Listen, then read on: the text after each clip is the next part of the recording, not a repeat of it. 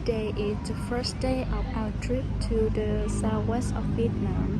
It can be seen as a special course for the foreign language department of Saigon University.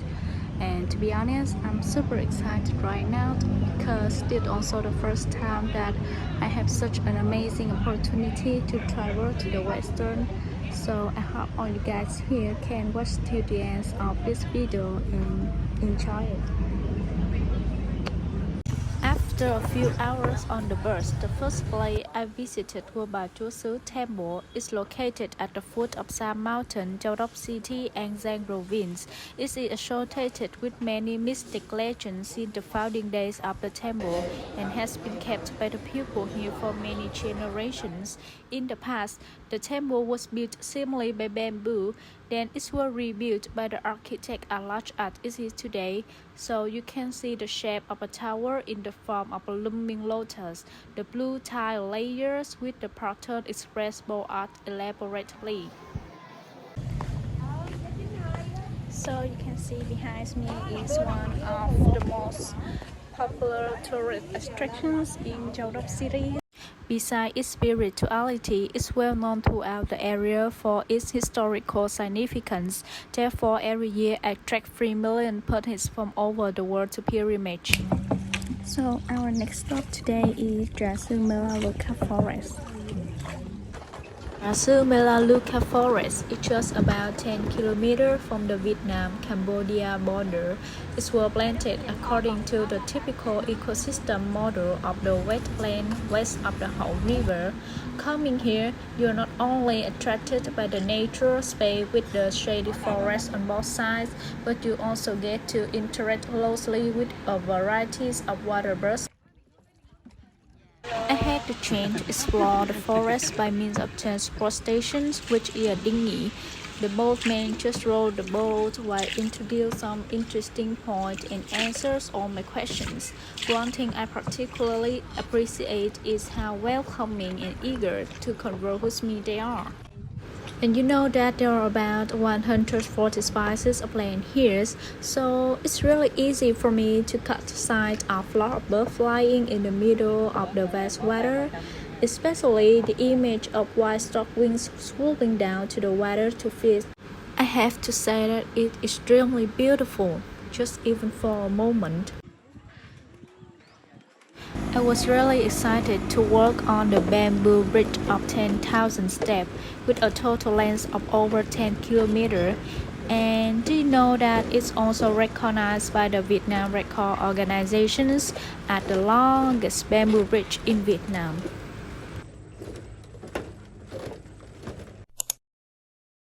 We had a night rest in Ha Tinh City, and in the next morning we moved to Phu City by speedboat. And after more than an hour, we reached the largest island in Vietnam. Before Phu Quoc was known as a coastal tourist city, making fisher has been one of the most traditional occupations in Kiên, so we visited Cải Hoàng Fish Factory. One layer of fish with 2 layers of salt. Keep doing this until you feel a large wooden rat, and will result in product with many different protein levels. Welcome all you guys here to Ren World. It's known as the city never sleeps. A colorful castle appears make me feel like I was lost in a fairy tale world. Ren World owns a magnificent architecture, trendy commercial street with vibrant festival and party.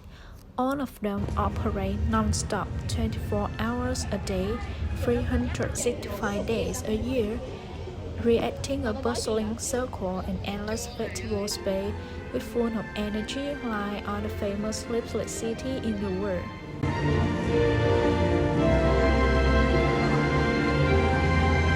When the sun goes down, you can see the river on a poetic way, and how beautiful when the gondolas boat drift along the riverbanks.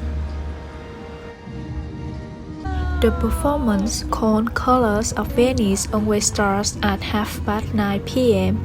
With aesthetic sense suddenly emerging from the water, it will open up a prosperous and poetic European world with music and light. And believe me, the show will surely satisfy even the most fastidious visitors.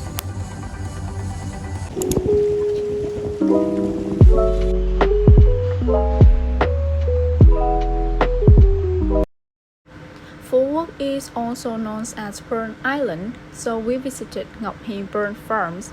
This location is extremely convenient for tourists because it's located on Trần Hưng Đạo Street going straight to the airport. Here, we were introduced by the guide a lot about how to catch and cultivate pearl. The colors of the outer edge of the shell will tell us what color the pearl inside is, and surprisingly, not all mussels have pearl inside. You know that an average mussel will produce between 2 and 9 pearls within 2 years.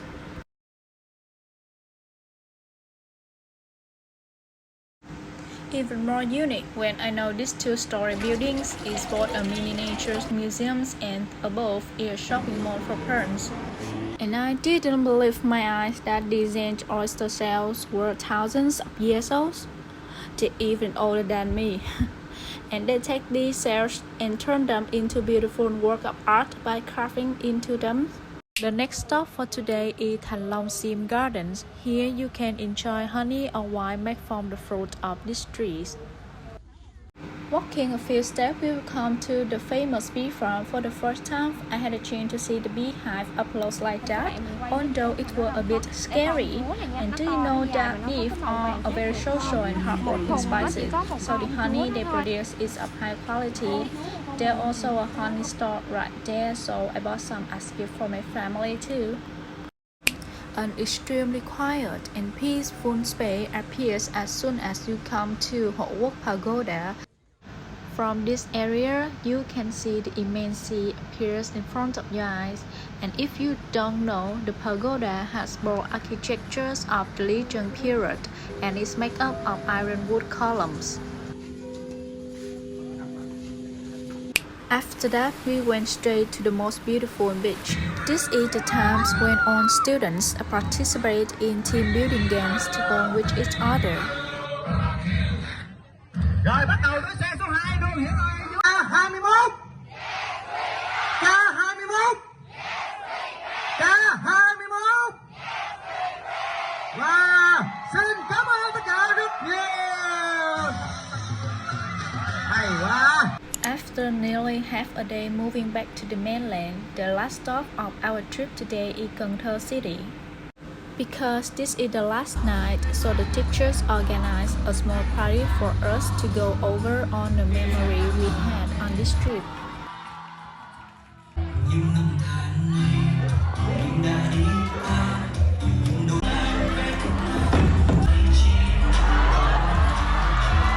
I'm crying. After the party were over, we went around the Cần Thơ night market and enjoyed some street food.